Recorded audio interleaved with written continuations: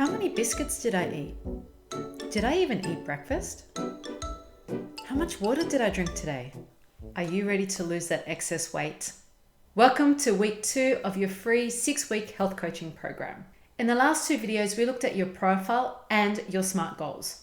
Now here is where the real work begins. By the end of this video, you're going to be getting a really good understanding as to why you're not able to shift those last few kilos. Stay till the end of this video and I'm going to be giving you 3 tips on how you can best complete the recommendation of this video. As explained in last week's video, there is a worksheet that accompanies each video that is released. I'm going to give you some time now to head down to the description so you can download that free worksheet.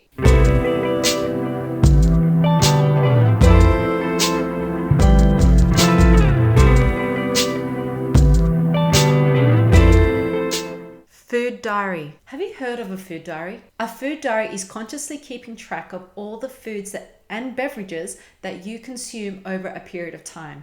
For this video, I'm going to recommend that you keep track of your food intake and beverage intake over the next 7 days.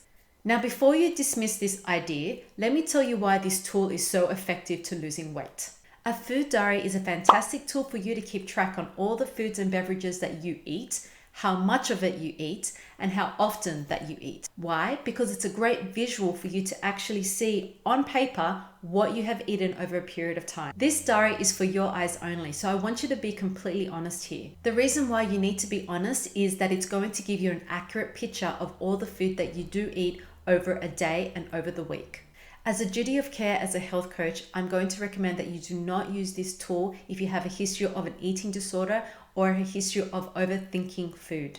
But for everyone else, please use the food diaries. It's a great tool for you to bring awareness into your food intake. A food diary is another great way for you to find any patterns when it comes to your food habits. So quickly, let me bring up the food diary so you can see what it looks like and how it actually works. Over the course of the day, you are simply going to write down what you ate over that day.